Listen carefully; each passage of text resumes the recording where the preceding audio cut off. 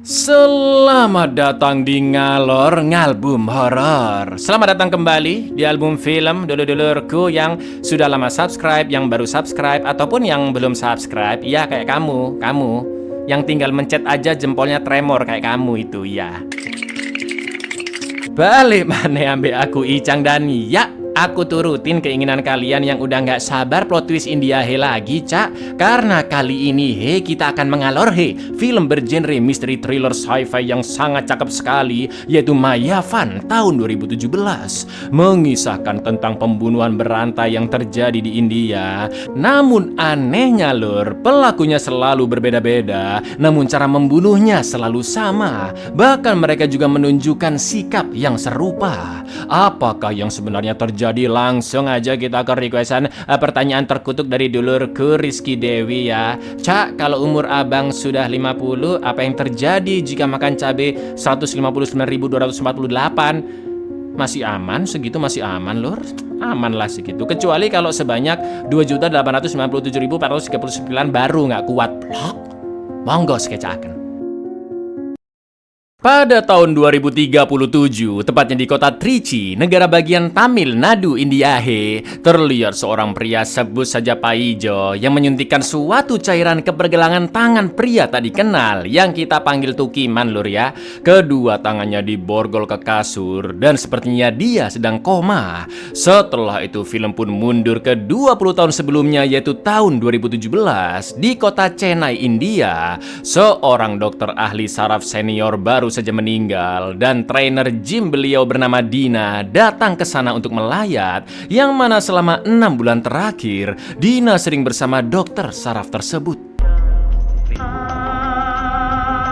அவரோட ஜிம் கடந்த 6 மாசமா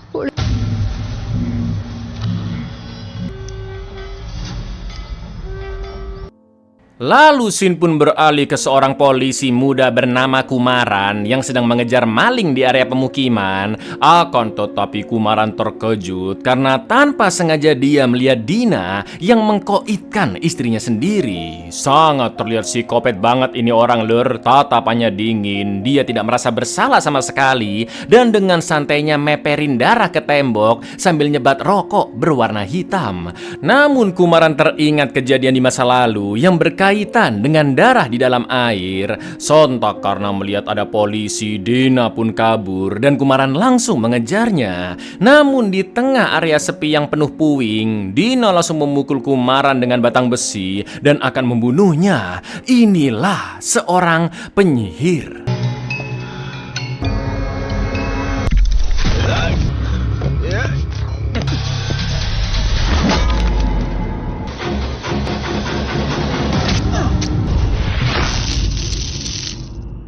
Kumaran berhasil membunuh Dina, namun saat tadi dihantam, Kumaran kembali teringat dengan kejadian darah di dalam air. Lalu setelah insiden tersebut, Kumaran pun dirawat di rumah sakit selama 3 bulan. Sedangkan untuk bisa kembali bertugas, kepala polisi bernama Raffi mengharuskan Kumaran untuk mengikuti serangkaian tes fisik dan psikis terlebih dahulu. Lalu di klinik, Kumaran pun dites oleh seorang psikiater yaitu Adirai yang sangat cantik lur.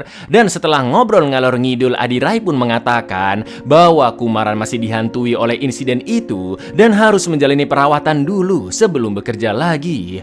Kondisi mental Kumaran juga dianggap belum stabil karena Kumaran gampang emosian dengan sikap Adirai yang sengaja memancingnya. அந்த இன்சிடென்ட்டோட பாதிப்பு இருக்கு. இன்னும் கொஞ்ச நாள் ட்ரீட்மெண்ட் எடுத்துட்டு சேருங்க. Adirai tidak meloloskan tes Kumaran, yang akhirnya Kumaran pun meminta tolong atasannya Raffi. Dia disarankan ke psikiater lain dan alhamdulillahnya sekarang Kumaran bisa lanjut bertugas lagi. Di lain tempat, Adirai tidak sengaja bertemu dengan pria bernama Rudran yang terkenal sebagai motivator. Adirai mengaku 3 bulan lalu dia pernah mengikuti kelasnya Rudran dan menurut Adirai sesi motivasinya tidak begitu berdampak dalam kehidupan. Jelas Rudran pun geram mendengarnya, meski tadi Adira ngomong dengan soft spoken lur. எனக்கு நீங்க எடுக்கிற மாதிரி self help book class எல்லாம் என் கிளாஸுக்கு ஒரு வாட்டி வாங்களேன். 3 மாசத்துக்கு முன்னாடி நினைக்கிறேன். Di luar mall, Adirai melihat Kumaran dan rekan-rekan polisi, salah satunya sebut saja Ngatmono, yang baru saja menangkap maling sebelumnya. Namun di perjalanan menuju kantor polisi, Kumaran mendapat telepon dari Raffi untuk mengecek TKP kasus pembunuhan yang baru saja terjadi. Menurut pengamatan polisi di sana, korban yang merupakan artis terkenal ini dibunuh ketika sampai rumah dini hari dari pulang syuting. Saat itu korban ditemani oleh penata rias pribadinya yang sampai sekarang tidak bisa dihubungi, dan polisi juga masih menunggu hasil pengamatan sidik jari oleh tim forensik. Lalu di tangga rumah Kumaran melihat batang rokok hitam, dan saat masuk ke kamar tempat pembunuhan itu terjadi, Kumaran pun begitu terkejut melihat noda peperan darah di tembok dari tangan si pelaku yang persis seperti Dina setelah dia menghabisi istrinya. Dan lagi-lagi Kumaran pun teringat dengan kejadian darah di dalam air.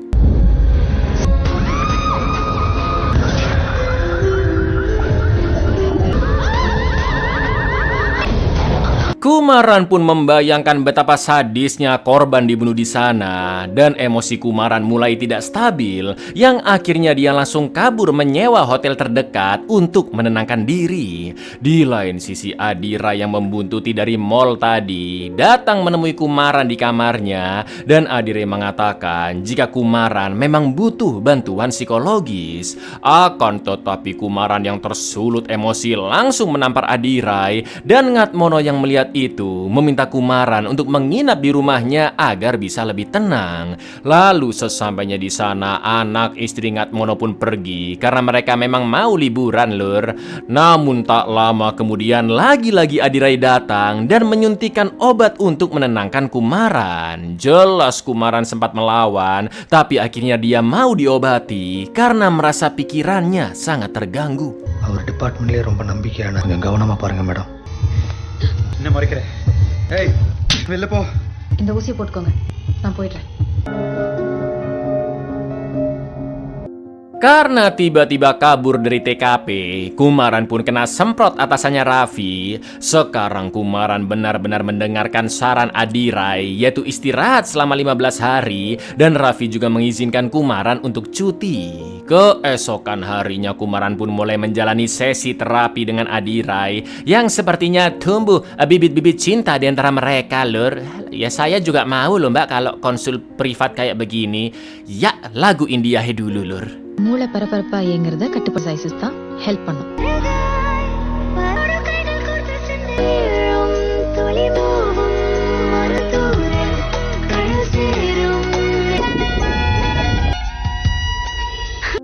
Setelah beberapa hari konsultasi, Adirai akhirnya mengetahui akar dari ketakutan Kumaran. Di mana saat dia kecil, Kumaran pernah nyebur ke dalam sumur untuk menyelamatkan anjing peliharaannya. Adik perempuannya juga ikut nyemplung, tapi endasnya terbentur batu di sumur, lur. Si anjing pun tidak terselamatkan, sedangkan Kumaran dan adiknya diangkat warga keluar sumur. Namun Kumaran sempat melihat pria yang memeperkan darah adiknya ke tembok. Ya, ternyata insiden itulah yang membuat Kumaran trauma dan takut melihat darah. Maka dari itu Adirai berusaha menyembuhkan Kumaran dengan membawanya ke pameran yang penuh cat merah, juga melemparkannya ke laut untuk melawan trauma tersebut.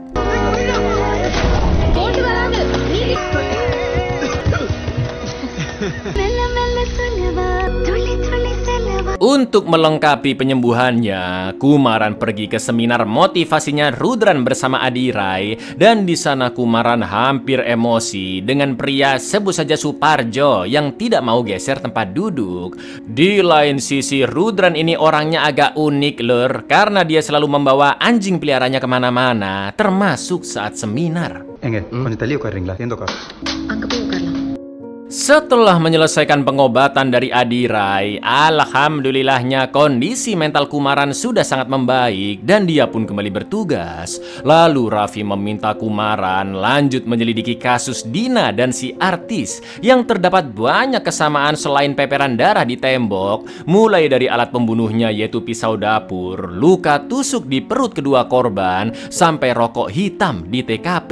Entah jarum black, entah apa, pokoknya rokok hitam yang sama mereknya lur. Lalu Kumaran pun menemui ibunya Dina yang mengaku jika beberapa hari terakhir sebelum insiden, sikap Dina sangat amat berubah, bahkan tidak mau bicara sama sekali dengan ibunya.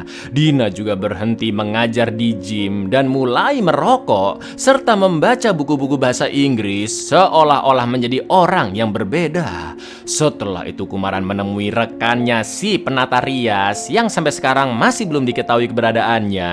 Namun anehnya keterangan dari mereka tentang si penata rias hampir sama dengan kondisi Dina, yaitu sikapnya berubah 180 derajat, juga suka membaca buku bahasa Inggris, salah satunya buku tentang roh. Setelah sikapnya berubah, si penata rias ini terlihat membersihkan barang-barangnya berulang-ulang kali serta mewarnai rambutnya. Namun Kumaran sangat terkejut begitu dia melihat foto si penata rias yang ternyata adalah Suparjo, pria yang ada di seminarnya Rudran lur. Training போட்டு நின்றுட்டான். என்னன்னோ பேப்பர் வந்துக்குதா, கொஞ்சம் கொஞ்சமா அவன் மாறிக்கிட்டே இருந்தான். திடீர்னு ஒரு நாள் என்கிட்ட பேசல. திடீர்னு இந்த மாதிரி புக்லாம் படிக்க ஆரம்பிச்சிட்டார். அவர் இங்கிலீஷ் புக்லாம் படிச்சு நாங்க பார்த்து வேற ஆளா மாறிட்டாருன்னு சொன்னல, சுத்தம் பண்ணிக்கிட்டே இருப்பாரு sir. Gak pakai lama Kumaran dan timnya langsung menelusuri jejak keberadaan Suparjo, mulai dari tempat seminarnya Rudran hingga mengecek hotel tempat dia menginap dengan melacak HP-nya. Lalu menurut cleaning service, Suparjo sangat bermasalah karena memaksa kamarnya dibersihkan 5 kali sehari. Akhirnya Kumaran pun berhasil menemui Suparjo yang lagi dugem di bar hotel dan nyebat rokok hitam sambil minum Hammer yang gelasnya dia pegang dengan tisu lur. Namun brengkesnya Suparjo tetap tenang, seakan-akan tidak merasa bersalah padahal dia tersangka utamanya, dan Suparjo ingin bicara empat mata hanya dengan Kumaran di rooftop hotel. Suparjo menjelaskan bahwa pembunuhan artis itu adalah kasus keduanya, sedangkan pembunuhan yang dilakukan oleh Dina adalah kasus pertamanya. Tapi anehnya Suparjo mengaku bahwa 5 menit setelah pembunuhan pertama, dia kejar-kejaran dengan Kumaran dan bertarung sampai mati. Ya, amat sangat janggal bukan lur? Karena cerita Suparjo seolah-olah dia adalah Dina ya kan? Jelas Kumaran pun bingung apa maksudnya. Namun tiba-tiba Suparjo mengunci pintu agar rekan-rekan Kumaran tidak ikut campur. Lalu dia pun berduel dengan Kumaran dan நான் முதல் கொலை செஞ்ச அஞ்சா நீ எங்க வந்துட்ட, நீ என்ன துரத்திட்டு வந்த. என்னோட முதல் கொலைக்கும் 2வது கொலைக்கும் முதல் கொலையா?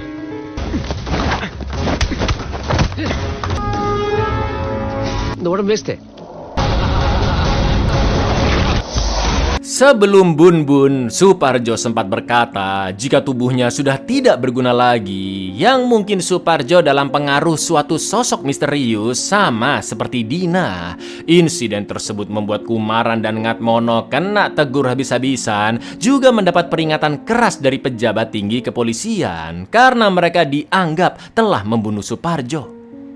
இப்ப உங்களை கொல்ல வந்தான்னு ஒருத்தனை நீங்க இன்னொருத்தன் சூசைட் பண்ணிட்டான்னு சொல்றீங்க. உங்களால கண்ட்ரோல் எடுத்து அதனால இந்த வாட்டி ஸ்ட்ராங் ரிமார்க் போட்டு விடு. Beberapa hari kemudian terjadi pembunuhan lagi. Yang kali ini korbannya adalah seorang dokter spesialis saraf sekaligus direktur Institut Ilmu Saraf India bernama Naraya. Kondisi korban mengingatkan Kumaran dengan Dina saat ingin membunuhnya dengan cara ditusuk, dan di sana juga ada peperan darah dari tangan. Namun kali ini sidik jari tidak ditemukan karena si pelaku menggunakan sarung tangan. Selain itu Kumaran menemukan sendal sebelah kiri korban yang terlepas, juga lampu-lampu taman yang pecah dan terdapat noda darah. Melihat itu Kumaran pun yakin jika pagi tadi si pelaku membunuh Naraya saat sedang jogging pagi, di mana endas korban dibentur-benturkan ke lampu taman lalu diseret hingga sendal kirinya lepas dan terakhir menusuk lehernya ke rangka beton.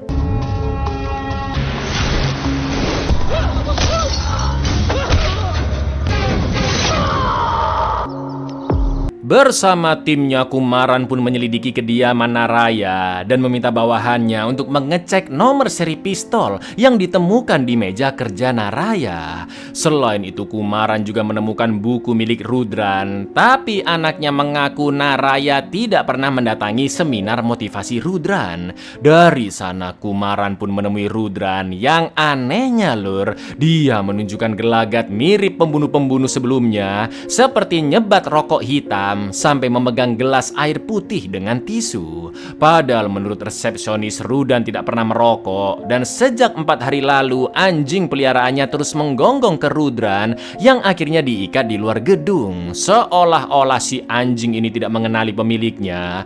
Of course, Kumaran takut jika sampai terjadi pembunuhan lagi dan Rudran mungkin akan menjadi pelaku berikutnya. Kumaran pun meminta Rudran agar ke kantor polisi sementara waktu, namun dia langsung diusir. அப்பப்போ விடுவேன், திருப்பி ஆரம்பிப்பேன், எப்பவும் கிடையாது.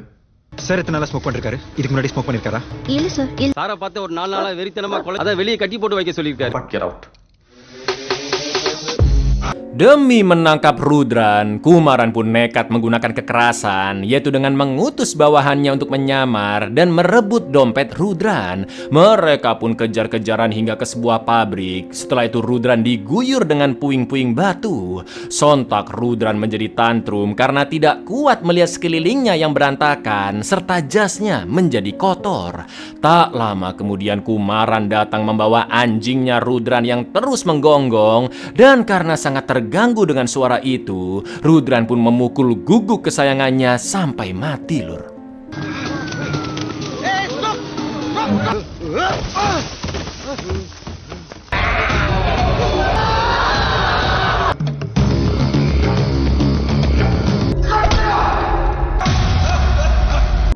Rudran akhirnya ditangkap, namun di kantor polisi saat diminta TTD, Rudran sempat mencoret-coret TTD pertamanya, lalu dia pun membuat tanda tangan yang baru. Setelah memberikan sidik jari, Rudran mengatakan bahwa seharusnya kepolisian juga mencatat rekam medis gigi Rudran karena laporan sidik jarinya tidak akan terpakai jika Rudran sampai membakar dirinya sendiri. Sumpah ini orang psikopat juga ya kan lur.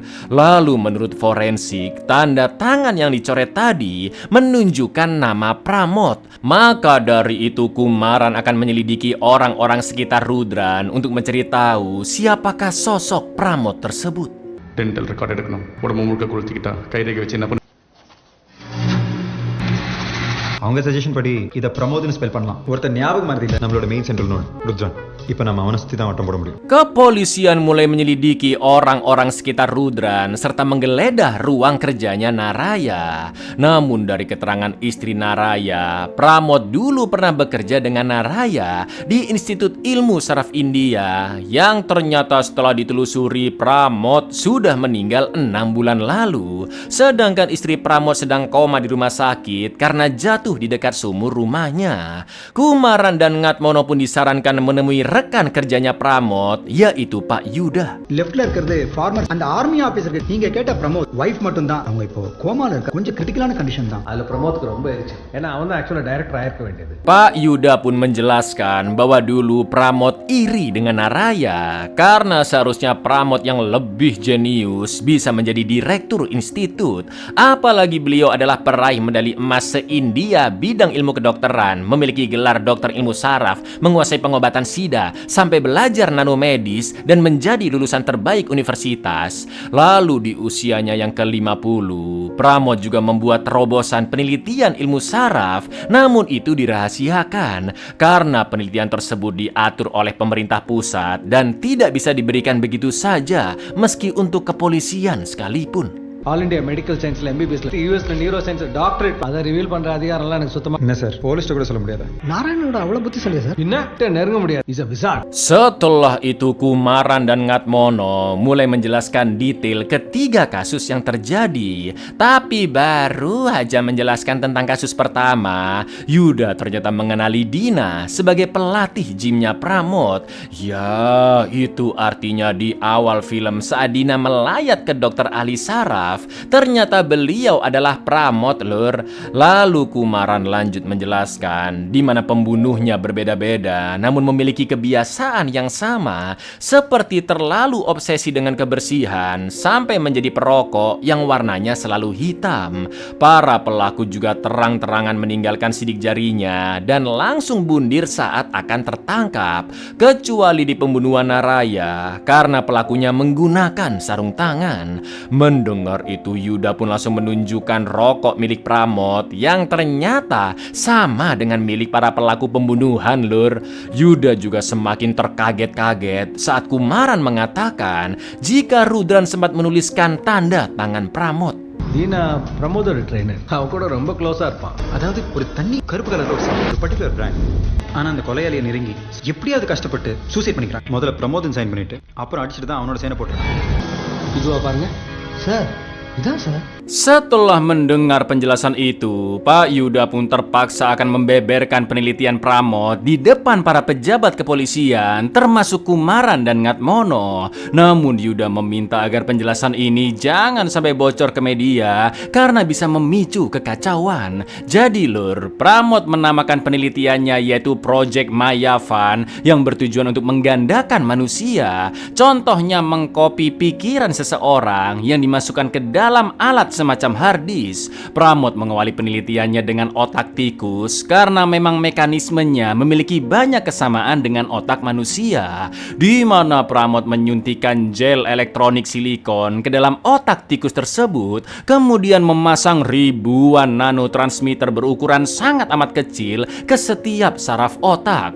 Barulah setelah itu proses pengkopian diaktifkan dan disimpan ke sebuah hard disk berbasis fiber optik mirip seperti kabel internet, Lur. Kerennya teknologi itu benar-benar bisa digunakan, dan dulu Pramod mendapatkan persetujuan dari Direktur Institut Otak sebelum Naraya, yang selanjutnya Pramod dibuatkan lab khusus untuk penelitiannya di gedung institut. Namun Yuda menambahkan, kesalahan sekecil apapun dalam eksperimen itu akan membuat seseorang menjadi koma atau cacat mental, bahkan sampai kematian. Ngerinya Pramod benar-benar bekerja keras merampungkan penelitiannya tanpa memikirkan aspek kemanusiaan sedikit pun. Bahkan Pramod menggunakan teknologi buatannya untuk mengkopi pikirannya sendiri ke hard disk, yang mana artinya Pramod akan hidup abadi meski dia sudah meninggal, asalkan data tersebut masih ada, ya kan Lur? அது அப்படியே நான் ஒரு காப்பி எடுத்து அது உங்களையே காப்பி எடுத்தது சமான எலக்ட்ரானிக் ஜெல்ல இன்ஜெக்ட் பண்ணி அந்த எலக்ட்ரானிக் ஜெனோ டிரான்ஸ்மிட்டர்ஸ் இந்த ஆராய்ச்சியில மனுஷன் பைத்தியம் ஆகலாம், கோமாக்கு போகலாம்.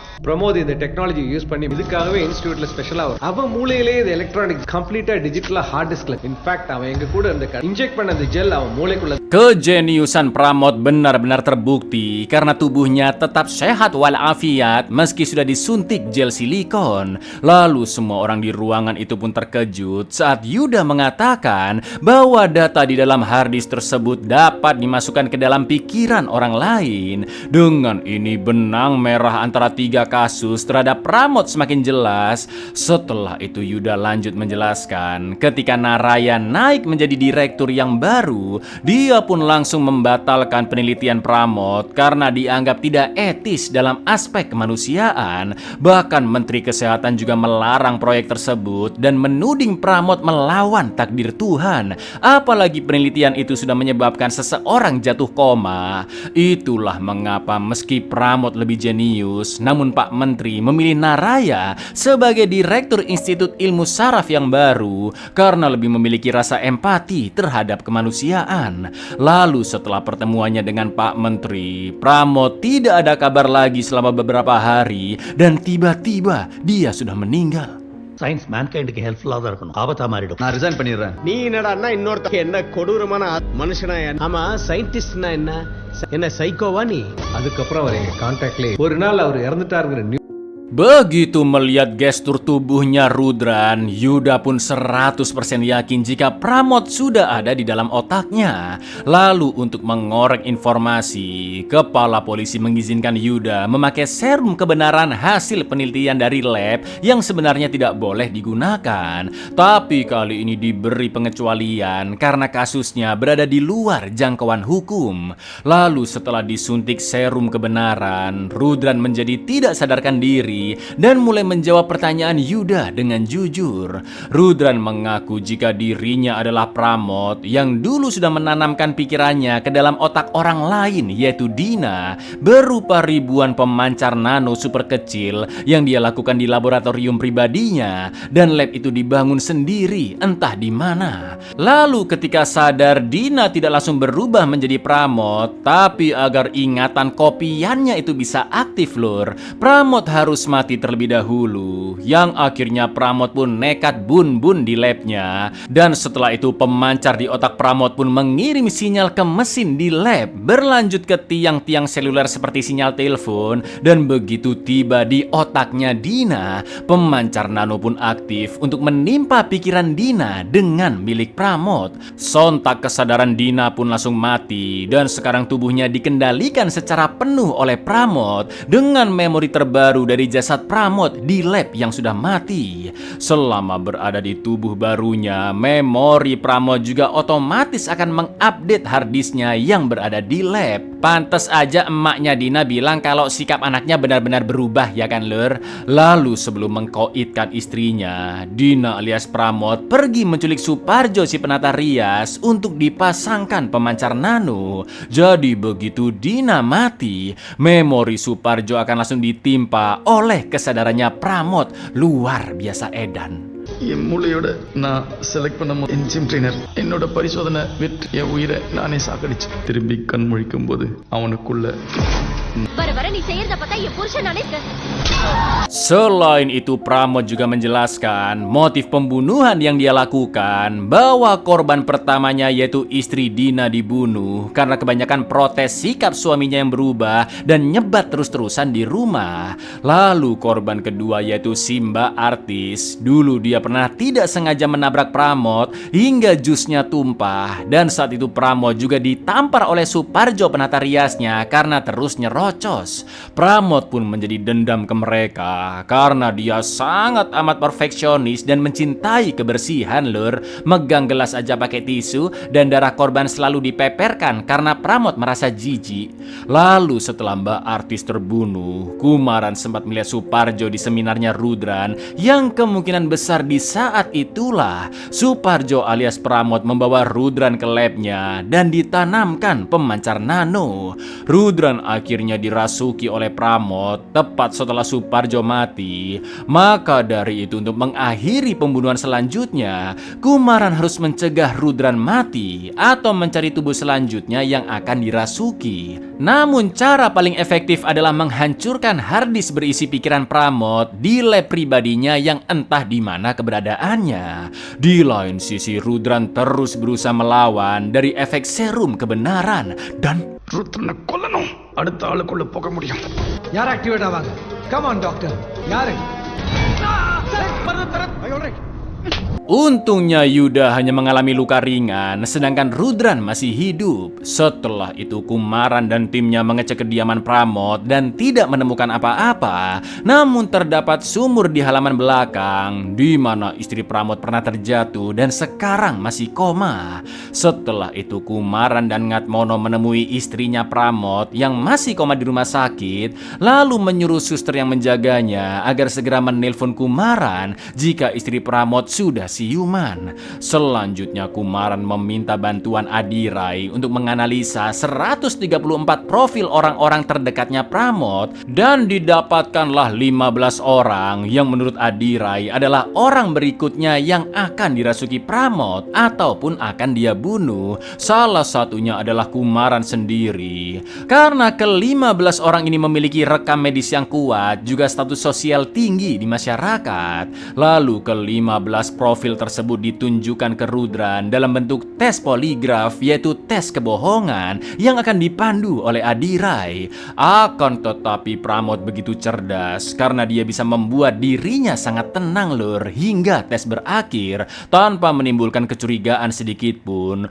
Kumaran akhirnya menunjukkan rekaman tes tadi ke seorang pakar analisa ekspresi agar bisa diketahui perubahan ekspresinya. Ternyata Pramod terlihat sedih sedikit panik saat ditunjukkan foto Kumaran serta foto Pramod yang berjabat tangan dengan perwira angkatan darat bernama Mayor Satyan, yaitu teman baik Pramod sejak kuliah yang akan tiba di kota Chennai besok jam 11 siang. Akan tetapi Kumaran DKK tidak bisa memperingatkan Satyan begitu saja karena upaya ini masih berupa teori. Maka dari itu mereka akan membuktikannya dengan melihat reaksi Rudran saat diberitahu jika korban selanjutnya adalah Satyan. Namun sesuatu yang mengerikan terjadi saat Kumaran dan Ngatmono memancing amarah Rudran karena tiba-tiba lor. Face reading மூலியமா அடுத்த யாருன்னு கண்டு army major Sathyan தானே.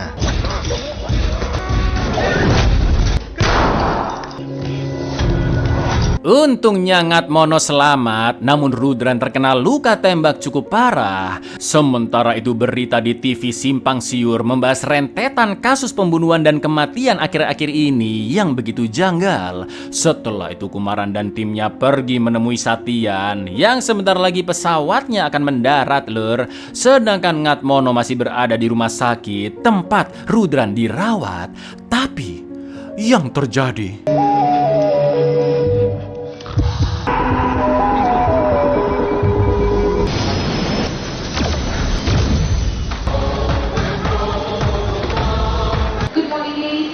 என்ன சார் ஆச்சு?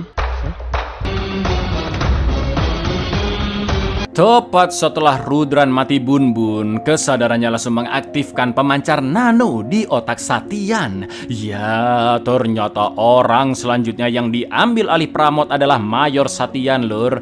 Yang bisa jadi Satyan sudah ditanamkan pemancar nano dari sebelum kesadaran Pramod pindah ke Dina. Situasi pun semakin kacau dan Kumaran mulai tidak dipercaya oleh atasannya Raffi yang tidak bisa membantu Kumaran menemui Satyan. Tapi tiba-tiba Satyan menghubungi Kumaran dan mempersilakannya bertemu ke kantornya di markas militer. Seolah-olah Satyan menantang Kumaran. Akan tetapi Kumaran diintimidasi agar menghentikan penyelidikannya karena Pramod yakin dia akan terus hidup dengan merasuki siapapun yang dia inginkan. Hidupnya Pramod ini udah kayak game lur, kalau mati bisa respawn lagi ya kan. நாம ஏற்கனவே சிஸ்டத்தோட நிறைய விளையாண்டு நம்ம கிரியேட் பண்ண மெஸ்ஸை கேர்ஃபுல்லா கிளியர் பண்ண. ஈவினிங் 4 o'clock ஆர்மி கேம்பஸ்க்கு வந்துருங்க. நான் நினைச்சா என்ன வேணாலும் என்னோட 5 ஜென்ம கஷ்டப்பட்டுல போராட அமெரிக்கன் பிரசிடென்ட் ஆக 1000 வருஷம் இருக்க. Kini satu-satunya cara untuk menghentikan Pramod adalah menghancurkan harddisk berisi pikiran Pramod di lab pribadinya. Maka dari itu Kumaran membagi timnya menjadi dua. Yang pertama menguntit Satyan kemanapun dia pergi dan mencari tahu siapa yang ditemuinya. Lalu tim kedua mengsurvei profil 15 orang dari Adirai yang masih belum dicek. Beberapa hari kemudian istri Pramod akhirnya sadar untuk beberapa saat. Nggak pakai lama Kumaran langsung ke sana bersama Adirai dan Ngatmono, lalu bertanya di manakah lab Pramod berada. Akan tetapi istri Pramod yang masih belum sepenuhnya sadar hanya memberikan petunjuk lokasi lab berupa lingkaran lur. Sampai akhirnya Kumaran teringat dengan istri Pramod yang jatuh di sumur belakang rumahnya. Dan mungkin gambar lingkaran itu adalah sumur. Kumaran pun buru-buru OTW ke sana bersama timnya untuk mengecek sumur tersebut. Dan ternyata benar terdapat pintu masuk menuju ke bawah tanah. Setelah dijebol ternyata Pramod memang membangun lab pribadinya di sana. Lalu Kumaran menugaskan 2 hacker untuk membobol sistem keamanan pintu. Dan selanjutnya Kumaran memancing amarah Satyan dengan menunjukkan lab pribadinya yang berhasil ditemukan oleh kepolisian. அது ஓபன் பண்ண முடியுமான்னு பாரு. Sir just few minutes. Password authenticated. Major sir, நீ எப்படி 1000 வருஷம் வாழ்ந்துருவேன்னு பாத்து. Harddisk berisi pikiran Pramod tidak bisa didapatkan dengan mudah karena terdapat sistem keamanan yang sangat amat canggih dan kata sandinya terus berubah setiap 5 menit lur. Namun tak lama kemudian Ngatmono di fit call oleh istrinya yang nangis-nangis meminta suaminya menyelamatkan kedua anak mereka dan segera kabur dari sana. Karena ngerinya Satyan alias Pramod sudah ada di rumah itu dan istri Ngatmono pun ditembak mati. Yang jelas Ngatmono begitu shock lur. Sir வீட்ல இருந்து சும்மா ஃபோன் பண்ணிட்டு இருக்கா. பாப்பா 2 பேரையும் காப்பாத்து please. Setelah itu Satyan berjanji tidak akan membunuh anak-anaknya asalkan Ngatmono mengambil harddisk pikiran Pramod dengan ID dan password yang akan dikirim lalu segera mengantarnya ke Satyan. Ya, karena tidak ada pilihan lain, diam-diam Ngatmono mengambil harddisk tersebut dan pulang ke rumahnya untuk diberikan ke Satyan.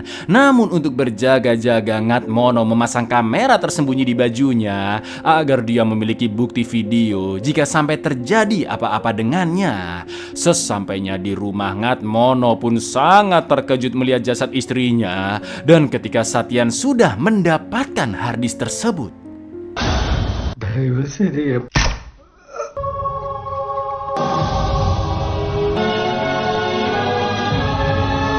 dengan bengisnya Satyan membunuh Ngatmono sekeluarga. Namun berkat bukti rekaman dari Ngatmono, kepolisian berikut TNI India langsung menggerebek Satyan di kediamannya. Namun karena bisa respawn lagi, tanpa rasa takut Satyan menodong atasan Kumaran yaitu Raffi meski dia sudah dikepung dan You are under arrest, Major.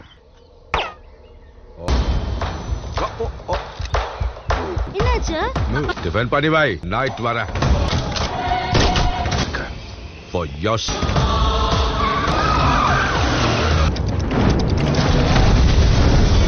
naasnya Raffi pun tewas dengan endasnya yang ditembak, lalu mobilnya diledakkan oleh Satyan. Bukan hanya itu, Satyan langsung menculik Yuda di kediamannya agar mendapat akses masuk labnya Pramod di gedung institut. Lalu di sana Satyan memaksa Yuda untuk memasukkan harddisk pikirannya ke mesin karena Satyan sudah menyiapkan orang berikutnya yang akan otomatis dirasuki oleh kesadaran Pramod jika tubuh Satyan mati. Selagi menunggu proses transfer memori ke orang yang ada di dalam mesin, Satyan pun menghantam endas Yuda hingga pingsan. Dan tak lama kemudian Kumaran datang ke sana. Lalu inilah yang terjadi, Lur.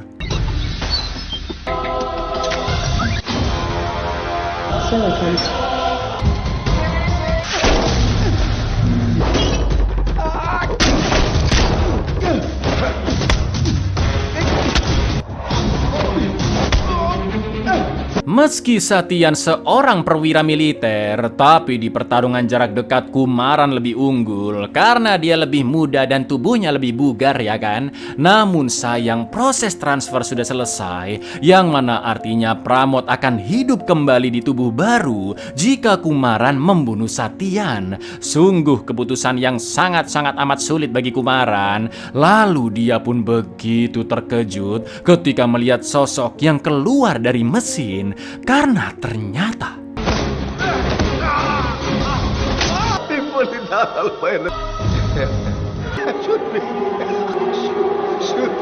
sosok yang akan dirasuki Pramod selanjutnya ternyata adalah Adirai. Lalu film pun skip ke 20 tahun setelah insiden tersebut, alias balik ke scene awal film di tahun 2037, di mana Kumaran sudah menjabat sebagai kepala polisi Tamil Nadu dan sedang merayakan ultahnya yang ke-40. Dia juga telah menikah dengan Adirai dan dikaruniai seorang anak. Betul sekali, Lur. Paijo di awal film adalah Kumaran dan Tukiman yang diborgol di basement adalah Satyan. Ya, demi menghentikan teror dari Pramod, Kumaran sudah menyekap Satyan selama 20 tahun terakhir dan menjaganya agar tetap hidup bagaimanapun caranya. Karena jika dia sampai mati, wanita tercintanya yaitu Adirai tentu akan diambil alih oleh kesadaran Pramod.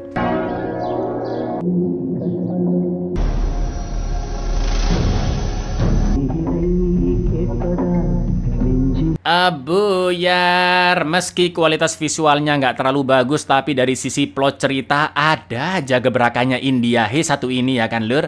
Kalau teknologi perpindahan pikiran benar-benar ada di masa depan, kira-kira kalian mau masuk ke tubuhnya siapa tuh, Lur? Assalamualaikum.